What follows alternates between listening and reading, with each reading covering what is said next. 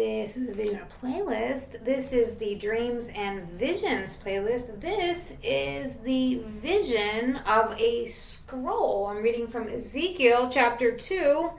This is the version I'm reading from. It said, "Son of man, stand up. I'm going to speak to you." And as he said these words, the Spirit came into me, made me stand up. Should I stand up?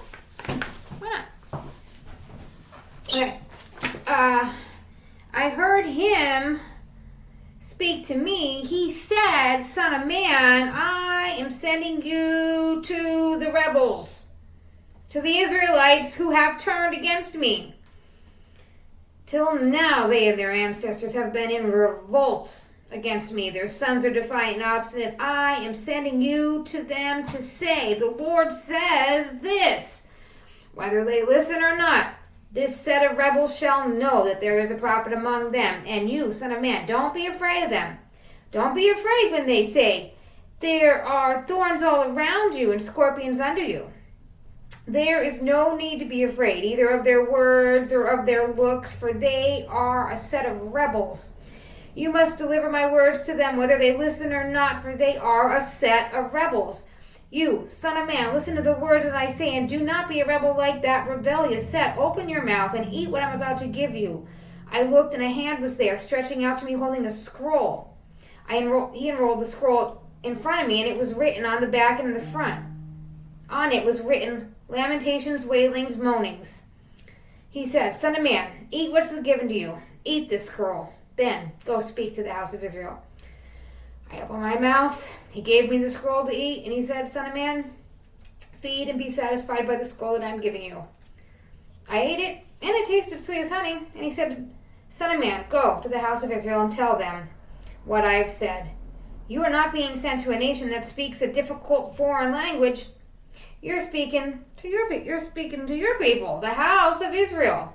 Not to big nations that speak difficult foreign languages, whose words you wouldn't understand. If I sent you to them, they would listen to you, but the house of Israel will not listen to you, because it will not listen to me. The whole house of Israel is stubborn and obstinate, but now I make you as defiant as they are, and as obstinate as they are. I'm going to make your resolution as hard as a diamond, and diamond as harder than flint. Don't be afraid of them. Don't be overawed by them, for they are a set of rebels." Then he said, "Son of man, remember everything I say to you and listen closely. And go to your exiled countrymen and talk to them. Tell them the Lord says this, whether they listen or not." Then he said, the Spirit lifted me up, and behind me I could hear a tumultuous shouting. "Blessed be the glory of the Lord in his dwelling place." This was the sound of the animals' wings beating against each other, the sound of the wheels beside them, a tumultuous shouting.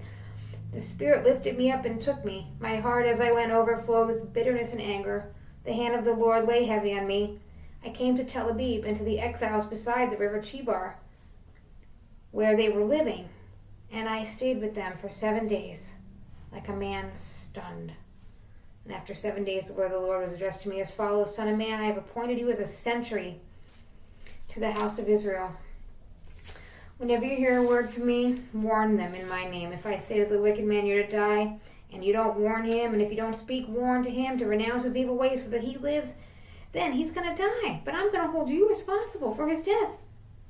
If, however, you do warn a wicked man, and he does renounce his wickedness and his evil ways, then he shall die for his sin, but you yourself have saved your life. When the upright man renounces his integrity to do evil, and I set a trap for him, he too shall die. But since you failed to warn him, he's going to die in his sin, and the integrity that he practiced will no longer be remembered, and I'm going to hold you responsible for his death. If you warn the upright man not to sin, and he abstains from sinning, he shall live, thanks to you and your warning, and you too will have saved your life."